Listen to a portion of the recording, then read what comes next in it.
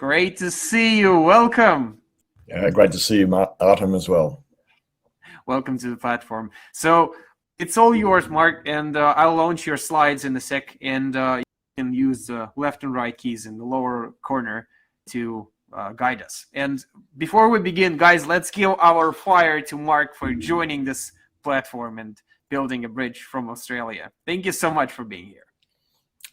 Thank you, Artem. And I will start by just congratulating you, Artem, on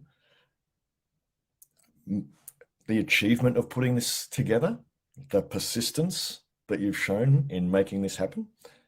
It truly is admirable. So kudos to you. I was fascinated. The video that was showing of the Hudson River Bridge during the lead up to the opening of the day, it was compelling.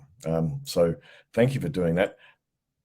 But I felt that clip of the Heineken clip of people getting together, that wasn't so exciting. That was moving. I found that very moving. And so, yeah, probably a good place to start this conversation about using story listening to reduce misunderstanding. Just Artem, I'm not in Australia. I live in Australia, but I'm currently on a business trip around the world, and I'm sitting in Amsterdam at the moment. So I'm outside my normal office environment in a hotel room in Amsterdam, and I'm heading off to San Diego on Monday. So enjoying a bit of European spring at the moment. Now, misunderstanding is everywhere. In intimate relationships, in friendships, in your work groups, in organizations, and between nations. That's misunderstanding it's rife. And as an example, back in 2017, I was working with the CEO of a global company, and he had outlined his strategy. And he outlined his strategy very clearly, he took his time. He gave people lots of opportunity to ask questions. And then he said, "Are we all clear?" Everybody said yes. And he said, "Let's get to it." The next 6 months did not go well. Two of his very best country heads were driving the company in different directions. And he couldn't understand why, until we spent some time talking about what they'd interpreted from the strategy. And it became completely clear that both of those very, very talented people had completely different understandings of that strategy. So misunderstanding, we've relationships, etc. We have that all the time. We have misunderstandings at work. And story provides us with a tool to help us reduce misunderstanding. Because in the course of this conference, you will have heard so much about the power of story, how it provides clarity, memorability, and how it's engaging. And it's all of those things. But it also is a tool for generating insight that allows us to reduce misunderstanding. So it's the use of story I'll talk in an organizational context, but it's not just storytelling. So yes, storytelling is incredibly important. It's a skill that everybody can benefit from. It's a life skill. It's a leadership skill. And so that's super important. We spend a lot of our time helping people use the power of story. But it's not the only one, as you can see from this diagram. Story triggering is another component. And what that is embodiment.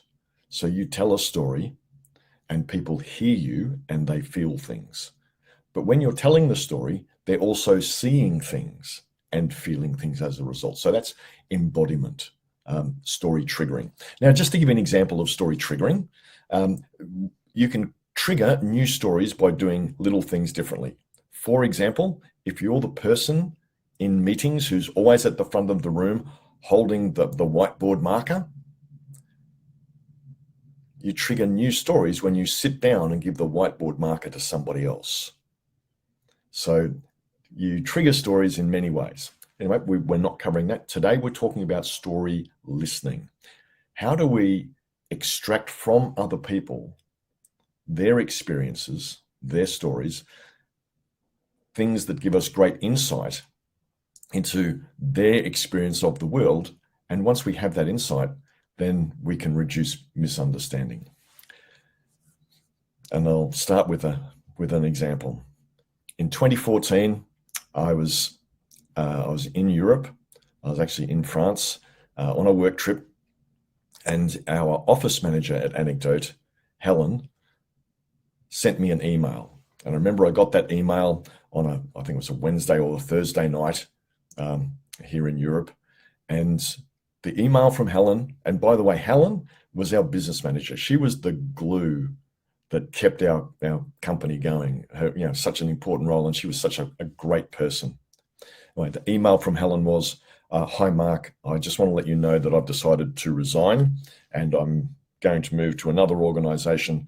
Thank you so much. My proposed end date is X, 4 weeks away." And I felt like I'd been hit by a sledgehammer when I got that email from Helen, because I didn't understand what was going on. And so I sent her an email saying, "Look, I'll be back. I'll be back on Monday. Can we sit down and talk about this?" And when I got back, we sat down over a cup of tea, and I asked her a question. "So Helen, why are you leaving?" And Helen gave me quite a passionate response.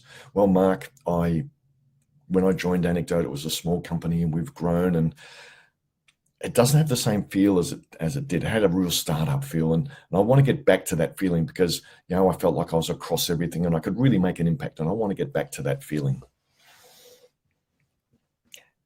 And I was looking at Helen, and I knew that was not the reason she was leaving.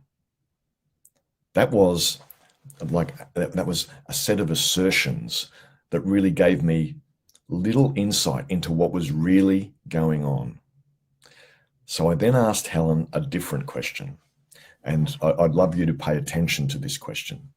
I asked her a question which was, "Helen, can you tell me about the moment when you decided to start looking for another job?" And Helen kind of looked down, she's kind of embarrassed, and I said, "So can you tell me about that moment?" And she was silent for a little while. And eventually she looked at me, she said, "Mark, you don't want to know." And so I assured her that I did want to know. And it took me probably another 10 or 15 minutes of kind of gently asking before she said, "Oh, okay, I'll tell you."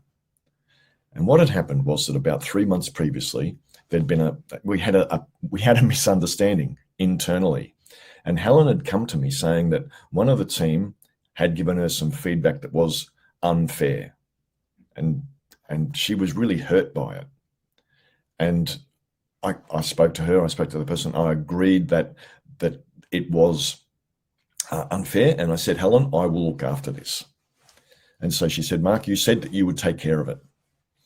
And you went off on another trip, and you came back and you didn't take care of it. And then you went on another trip and you never took care of it. And it really hurt me. And that's why I'm leaving." So it wasn't that statement that she gave in response to my question about why are you leaving. It was when I understood the event that had triggered her decision to leave that it gave me something tangible so that I understood what was happening. So it was an incredibly valuable gift that she gave me. It was the gift of understanding.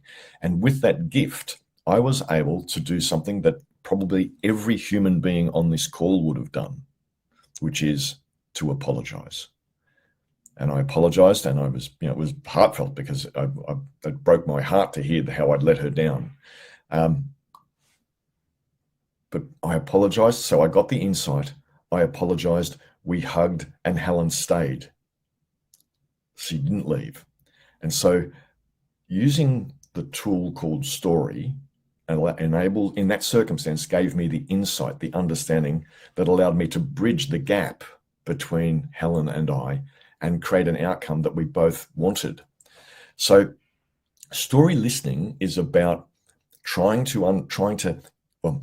about encouraging people to share their experiences that give you some insight into how they experience the world. To give you an idea of how, so that's Helen and I, but this also works at group level. Some of you might be aware that in 2009, Australia, particularly the southern part of Australia, around Melbourne, experienced terrible bushfires. They're called the Black Saturday bushfires, and Melbourne recorded its highest ever temperature that day of 46.2 degrees. 100-mile-an-hour winds were coming from the north, and it created a conflagration that killed 173 people and consumed many thousands of homes. And it affected a huge area of Victoria. Within communities, people set up community groups, like support groups in the communities. And there were about 50 of these support groups that had been set up around the fire-affected areas. And at a governmental level, an authority was established called the Victorian Bushfire Recovery and Reconstruction Authority, VIBRA. And they had billions of dollars allocated to them to help the recovery and reconstruction.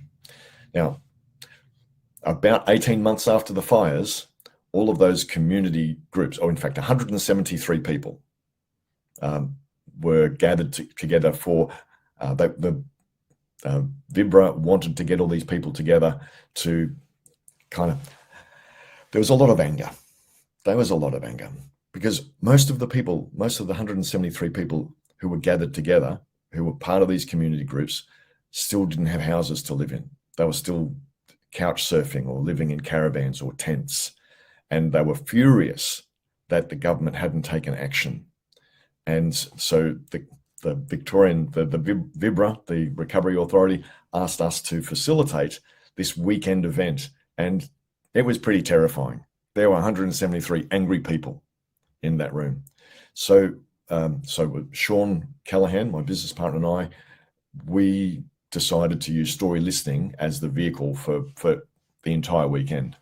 And so we started the weekend by getting the whole group of people to focus on a story. We call it a story eliciting question. We asked them to think back over the recovery and reconstruction process and think of a time when they saw a small thing make a big difference. And this is a much younger version of me standing there in front of this. And it was incredible, the transformation that took place in that room. We got people to share their stories, and I don't have the, sorry, I'll go back to this photo. This does not look like a room full of angry people, right? This is actually a room full of people who have built a connection through the experiences that they shared. And this lovely quote from Professor Brenda Dervin: anger dissipates when people are listened to, and listening to people's stories is one of the most respectful ways to listen to human beings. So what we found in doing this, facilitating this weekend, was that anger truly did dissipate. It was an uplifting experience. So we can build bridges by getting people to share their experiences that give us insight and build understanding. So there's that question. Now, the problem that we mostly face is that much of our communication is abstract. It's not concrete, it's not specific. And so the communication that I received from Helen in response to my first question, which was, why are you leaving?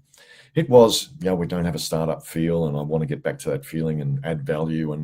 And it's very broad, it's abstract. It's difficult to understand. It doesn't give me insight. And so here's the dictionary definition of abstract. disassociated from any specific instance, and difficult to understand.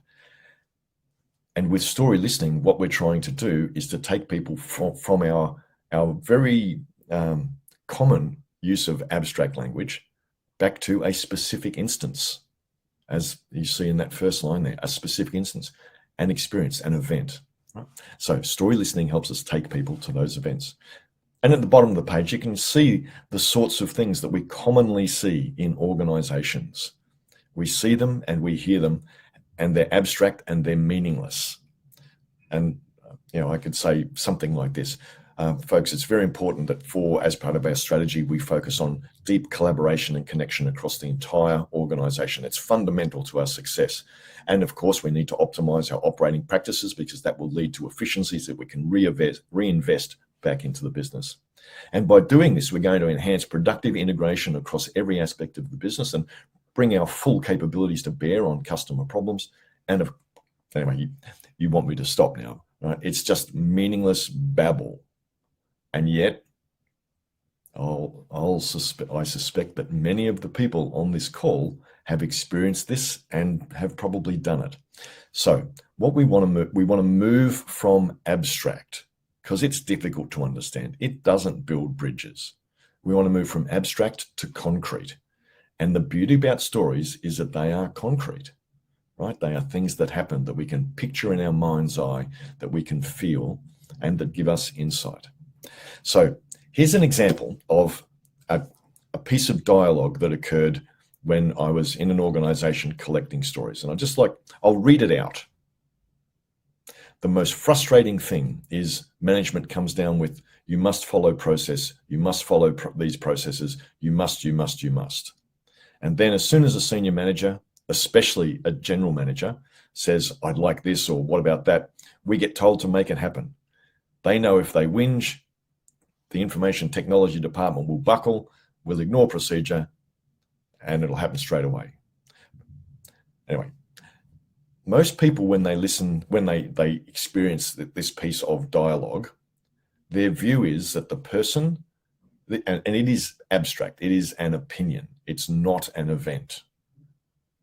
And because this is an opinion, what happens is that a lot of people who experience this think that the person who's relating these set of words, they are a complainer, they are a troublemaker, that there's something wrong with them, that we should get rid of them from the organization. But underpinning this set of words, underpinning this opinion, are events that caused this person to hold that opinion. And if we can get to those events, then we can understand what's happening to cause this person to hold this view that you see in front of you. Now, I don't want to make this sound overcomplicated. It's simply that we hold our opinions for a reason, right? Things happen and we form a view. It's an efficient way for us to go through life, right? We all do it. Story listening is about getting to the things that happened that cause you to hold that view, because that's where understanding lies. And that's, once you understand, you can build bridges. All right, so here's a different example, and this was collected from that group of people who were gathered together as part of the bushfire recovery process. And so this is one of the stories that somebody told, and I'll just invite you to spend 30 seconds reading this to see the difference that you physically experience, viscerally experience, when you read this story.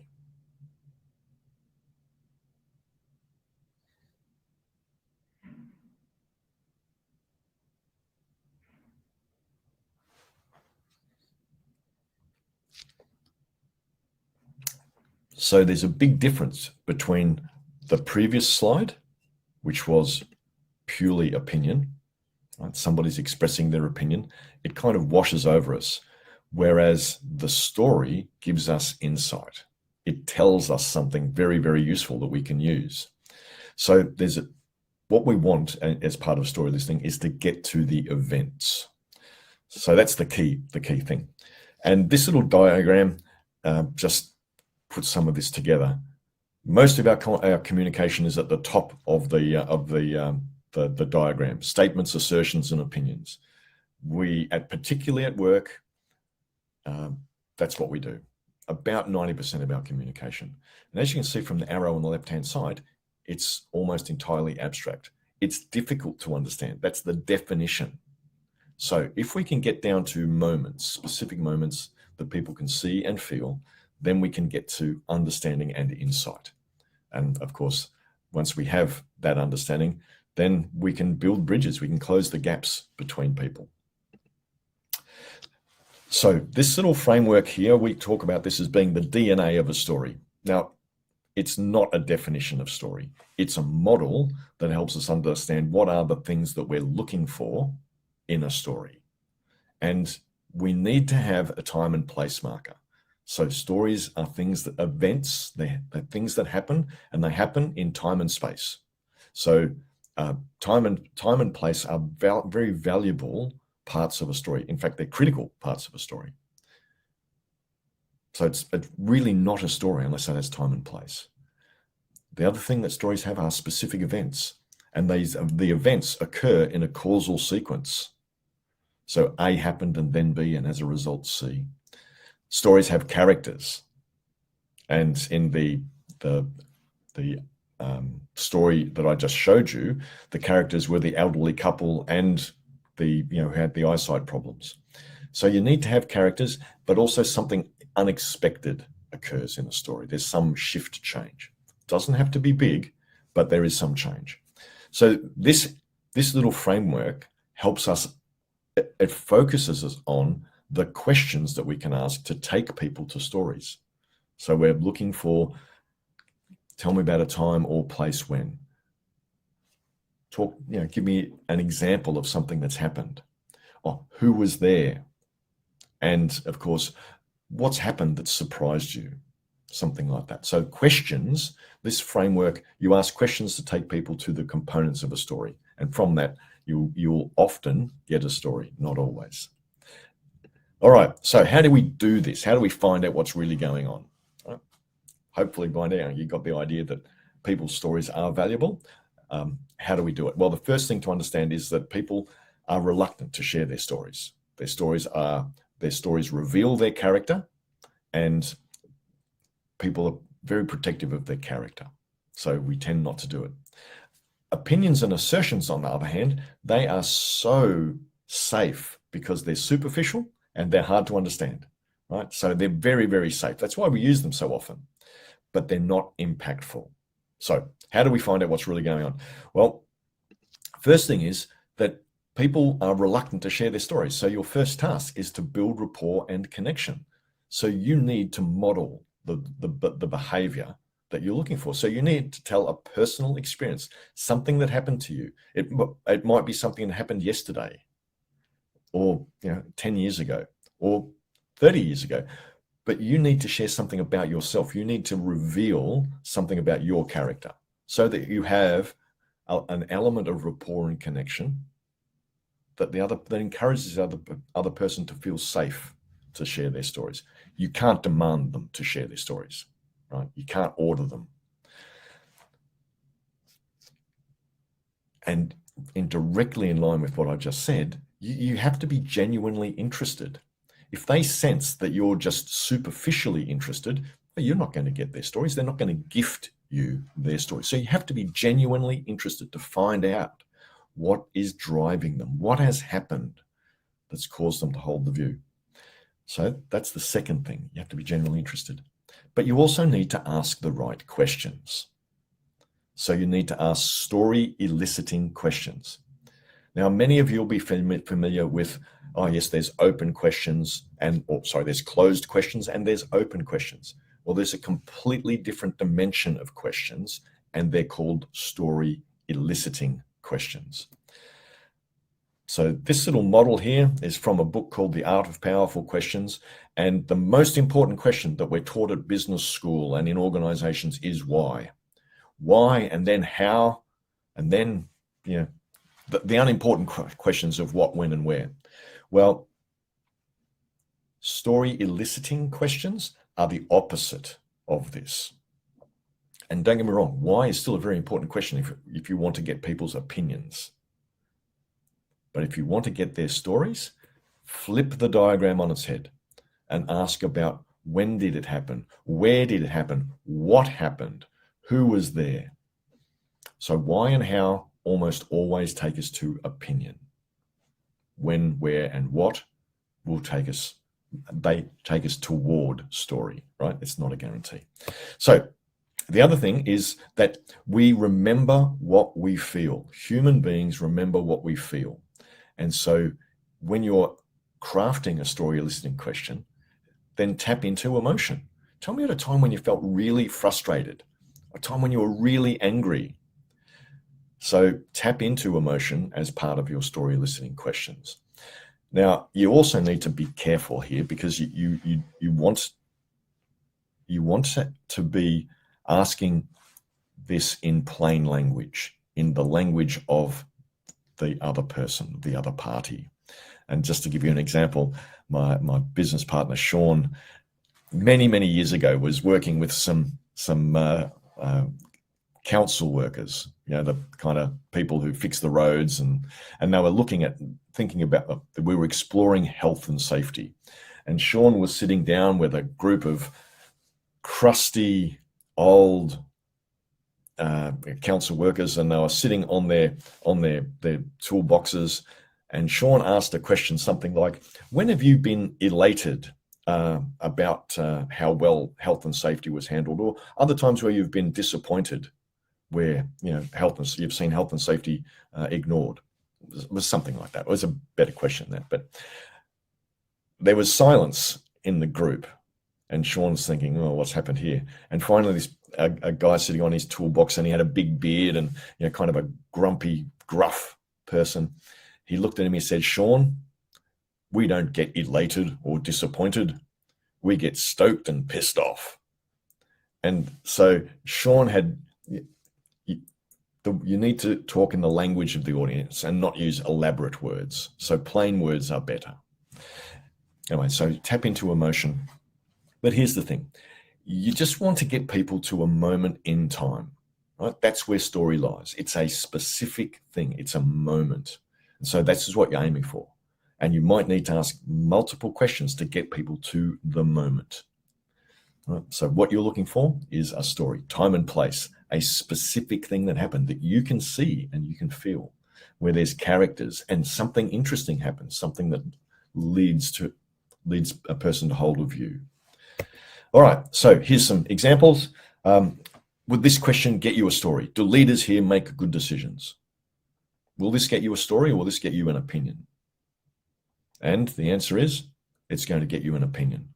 This is very, very unlikely to get you to a story, but it might get you to an opinion where people go, yeah, leaders here make really good decisions. And then you can go, oh, could you give me an example of a recent example of a good decision that a leader made? Right? So you might take it that way. But this question at face value is not going to get a story. Well, will this one get you a story? And I've already told you that this one will get a story. What was the moment when you decided to look for a new job? And just as this is actually a valuable question, if any of you are involved in exit interviews in your organization, why are you leaving? Well, don't ask why are you leaving. Ask this question instead. So write this question down. It's very useful. What was the moment when you decided to start looking for a new job?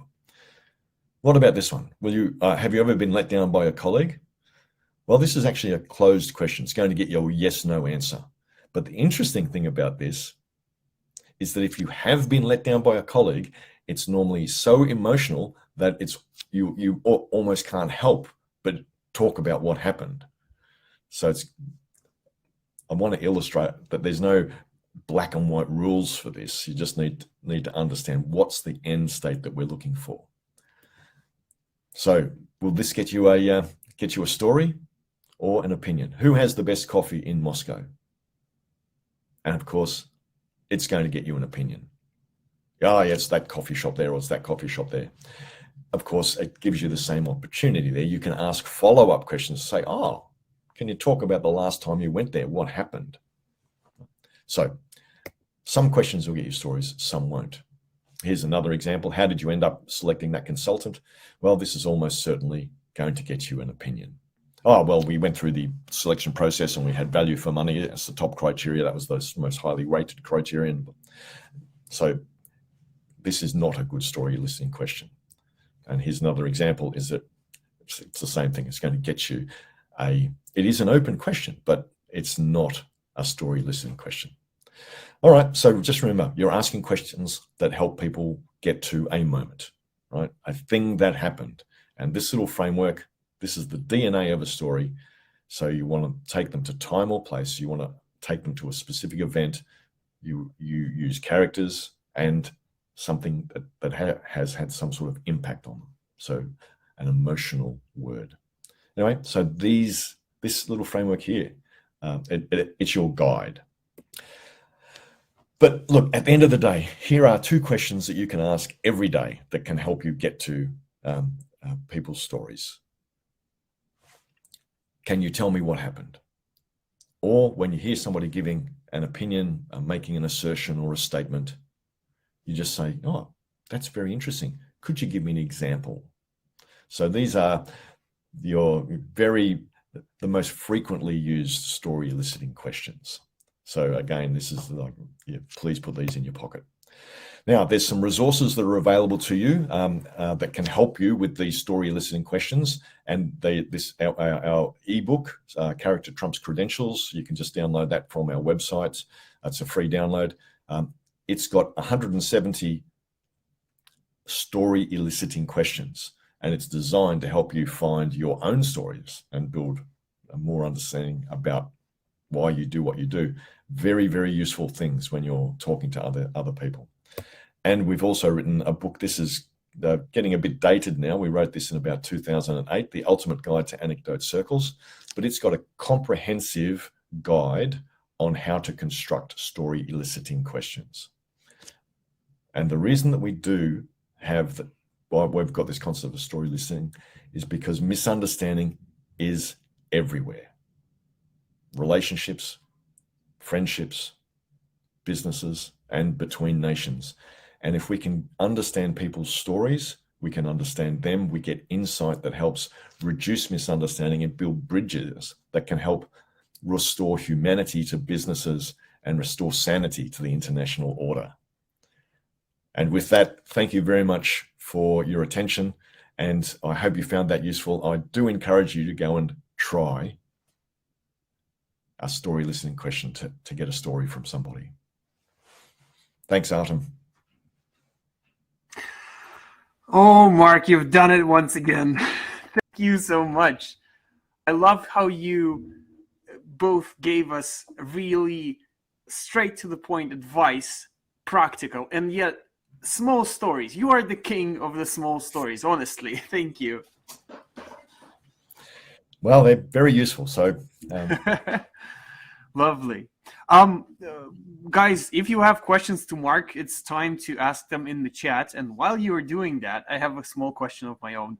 I know you have had instances probably when you were eliciting a story from someone, and the process of elicitation changed something, not for the listeners, but for that person who actually told his story. Maybe you have an account of that. Well, look, that's a very insightful question, actually, Adam, because what happens is that I'll give you an example.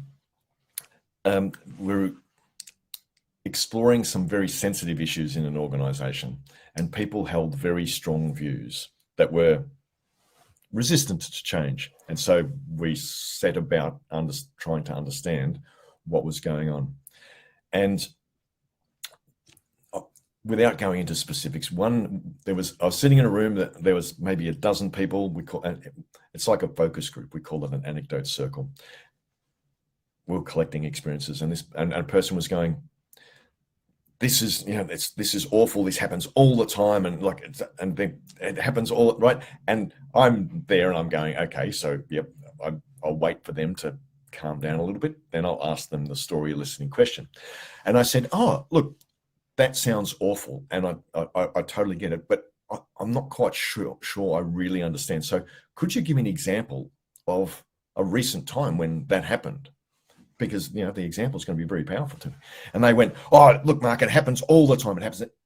And I go, okay, no, I totally get that. Yesterday, the day before, could you give me an example of when it happened? Mark, it happens so frequently here. Okay, but could you give me a specific, and then you've got to do this gently, and you have to be genuinely interested, right? But what they did is they said, well, 3 years ago, and everyone in the room is kind of like, and including the person who says, so, you actually can't think of anything that's happened recently, right? So there was no need to try and argue with them, right? They realized, because we hold our opinions so strongly and they are so real to us, and definitely an event had occurred. Anyway, so that's an example of that one. Oh, I love it. 3 years. Yeah, 3 years ago. This is great.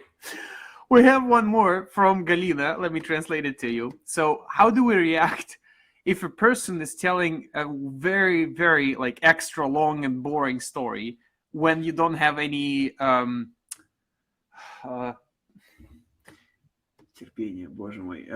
which is the English equivalent? I'm tired of this. Ability to listen for a long time, like you're in patience. Thank you, Anastasia. Patience. Yeah, and that is a very, very real problem. And what normally happens if somebody goes for more than 90 seconds to 3 minutes, right? If they're speaking for longer than that, it's almost always tripped into assertion, right? So they might start with the story, but then they'll go into this. We are so good at speaking, like our opinions, and oh yes, well, everyone knows, and blah, blah, blah. We can just go on and on and on, right? So that's something that happens. The other thing that happens is that people don't understand the point of their story, and they keep talking about all these minute details, and the linoleum floor had the da da da, and that was really, and the sky was blue that day, and they have all these details in there because they don't understand the purpose. They don't understand the point of their story. So they keep talking and talking and talking, hoping that one day they'll make a point. All right. So those are the two kind of conditions where that goes on.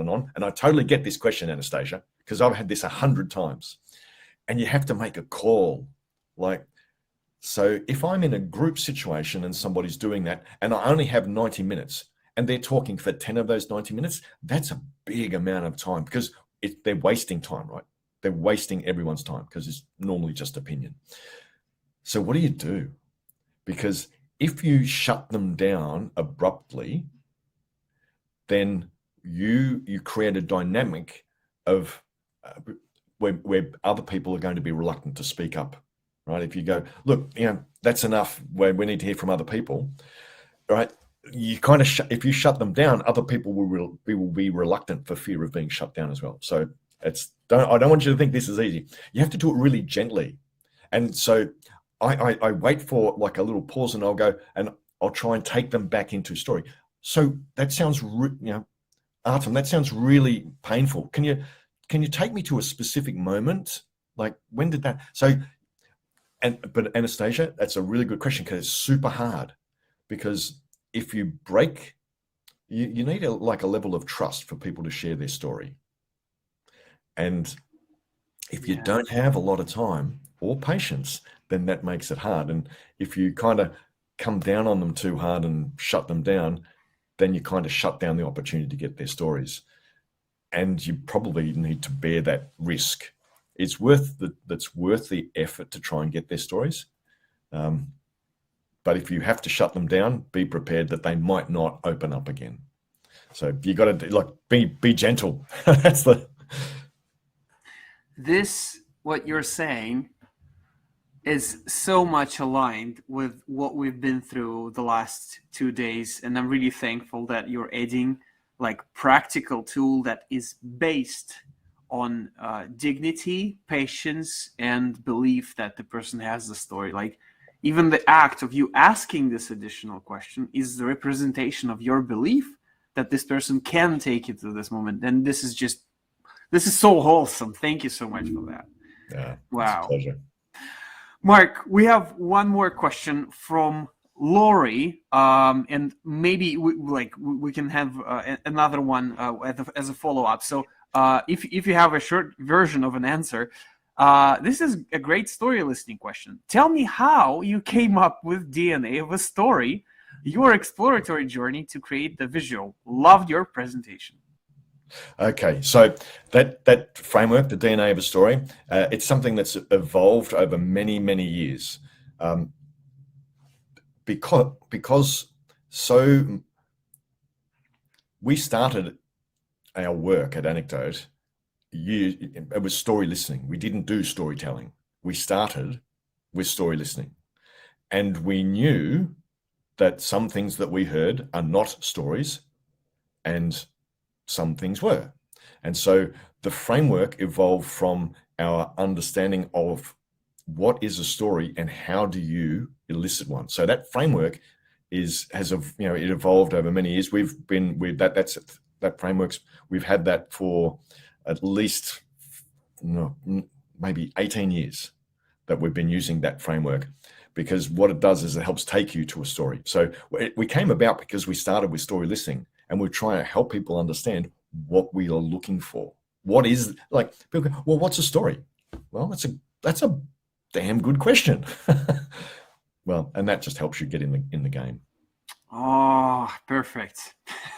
I guess I've read it in Putting Stories to Work, and in Your Character Trumps Credentials. Guys, just visit the link that I've sent to the chat. There's like tons of material on business storytelling. This is the gold mine. Honestly, I'm like, the only thing I'm sad about is that I'm not in business as long as you guys, because you're doing such an amazing job.